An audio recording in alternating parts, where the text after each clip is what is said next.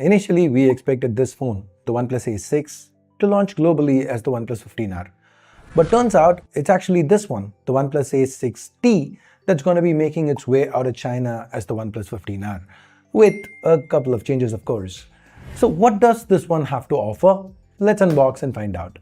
If this is your first time here, or in case you just can't remember, my name's Ash, you're watching C4E Tech, and let's get started.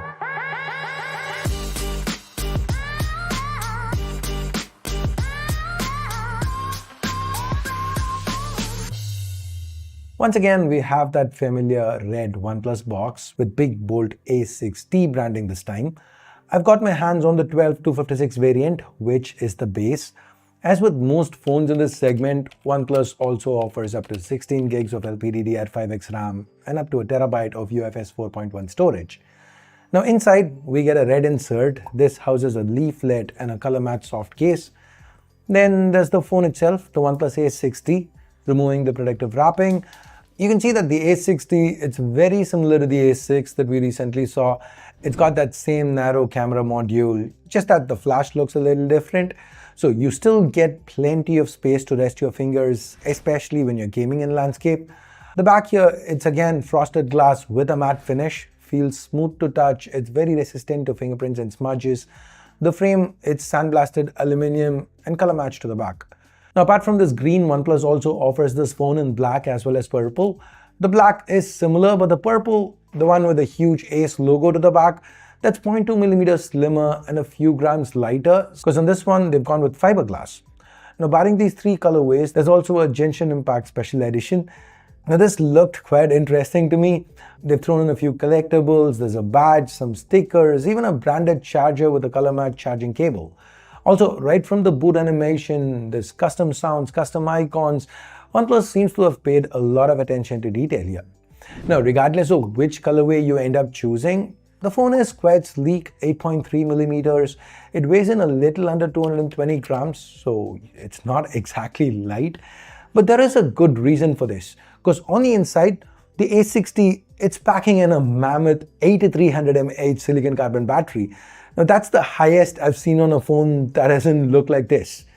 Now do know that this is one stat that's expected to change when it goes global as the OnePlus 15R, because that version is expected to have a 7400 mAh battery, which is lower but still pretty large.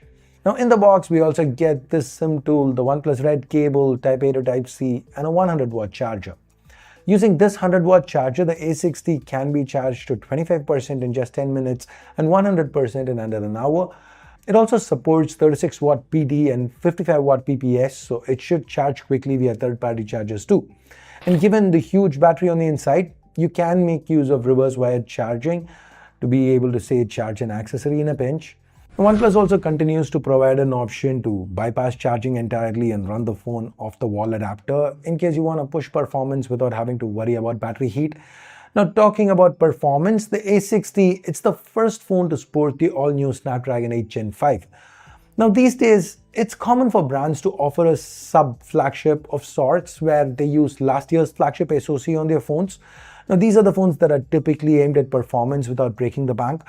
Now, OnePlus does this too, and they do it with their R phones. Now, for example, the OnePlus 11R launched with the Snapdragon 8 Plus Gen 1, when the flagship OnePlus 11 was selling with the 8 Gen 2, which was the current flagship SoC from Qualcomm. Again, OnePlus 12R launched with Snapdragon 8 Gen 2, when the OnePlus 12 was powered by the Snapdragon 8 Gen 3. Similarly, the OnePlus 13R launched with the Snapdragon 8 Gen 3, when the OnePlus 13 was being powered by the Snapdragon 8 Elite. You see the trend, right? Now, Qualcomm seems to want to change this. So now in 2025, what they're doing is offering two flagship SoCs. We've got the Snapdragon 8 Elite Gen 5 and this, the 8 Gen 5.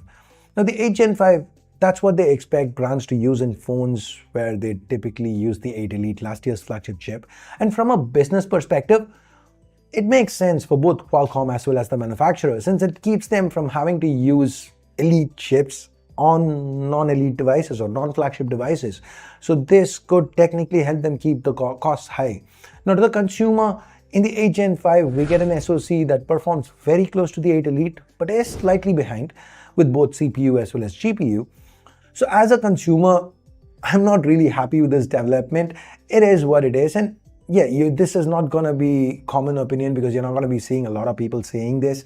I can, since I don't depend on brands for my devices, I source most of them myself, so I'm not restricted to brand talking points. Now, if you appreciate that, please show your support, drop this video a like, get subscribed. It really helps me keep the channel alive. Anyways, what do you think about this? A slightly weaker 8 Gen 5 instead of the 8 Elite on phones like this, the OnePlus 15R? Leave a comment down below. Now, though this SoC slots below the 8 Elite technically, it still has enough horsepower to run pretty much anything thrown at it. And the gaming experience found it pretty good. The A60 retained about 70% of its peak performance on a stress test, and it stayed cool throughout, topping out at just 43 degrees. So there is headroom in case OnePlus wants to push the performance bit further. And the gaming experience is complemented well by both the stereo speakers and this awesome display. Now, this is the same panel that we saw on the A6, 6.83 inches, AMOLED, 1.5K resolution, 165Hz refresh. The UX is buttery smooth, everything's sharp, and this panel, it gets bright. It feels very premium. We tested a brightness peak of over 2000 nits, so it's very easy to use outdoors. Under low light, there is support for 3840Hz PWM dimming to help reduce flicker. Now, like I said, this is the same panel from the A6, so it comes with the same trade-off. LTPS, not LTPO, so it can't dynamically scale the refresh rate, meaning you don't get something like, say, full screen always on. And you also take a bit of a head-on efficiency.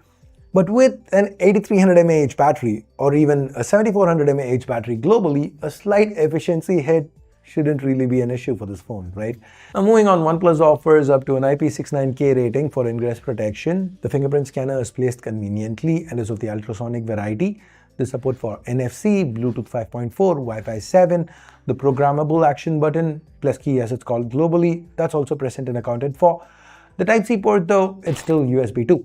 Now, while the focus here is not on optics, the cameras, they're pretty okay. We get two to the back. The primary is the 50 megapixel Sony IMX906, a 1x1.56 inch sensor, which is paired with an optically stabilized f1.8 lens. It performs like pretty much every other implementation of it that we've seen, and we've seen a lot of it, right? Simply put, it produces good results. It's still a step under phones with larger sensors, but I'd call it pretty solid, even under low light. Now, the secondary, the 8 megapixel ultra wide, it's nothing to write home about. The selfie camera here is 16 megapixels on the A60, and it only supports 1080x30 video. But globally, as the 15R, this is expected to change. The 15R, it's supposed to have a 32 megapixel selfie camera and should be able to capture 4K video. Okay, now finally, let's talk pricing. In China, this phone starts at 2599 RMB, the same price as the OnePlus Ace, which kind of felt a little weird to me. 8 Elite, 8 Gen 5, same price. How does that work? So I dug a little deeper, and that's where I noticed OnePlus being a little disingenuous. Now, in China, for the past year or so, there's been this government subsidy on phones, meaning every Chinese citizen can buy at least one phone at a reduced price, which is one of the reasons we've been seeing brands hike up prices of phones across the range this year in China, because thanks to the subsidy, most people in China are not feeling the pinch of the price hikes. Now here, when you look at the subsidized prices between these two phones, you can see that the A60 actually costs a lot lesser than the A6. So while on paper both phones are priced similarly, the actual cost to the consumer, the A60 is cheaper. Anyways, enough about China. Globally, as the 15R this year, we're getting an 8 Gen 5 instead of an 8 Elite, and we're also losing that telephoto that we got with the 13R. So personally, I'd be happy if the launch price remained the same as the 13R, but given ballooning RAM prices, I wouldn't be surprised if the 15R ended up being a tad more expensive. But as long as OnePlus doesn't hike the price way too much, this phone seems like it should be a good value proposition for people looking to pick up a performance-focused phone with no frills. So what do you think about this one? Drop a comment down below, and thanks for watching. Ash out.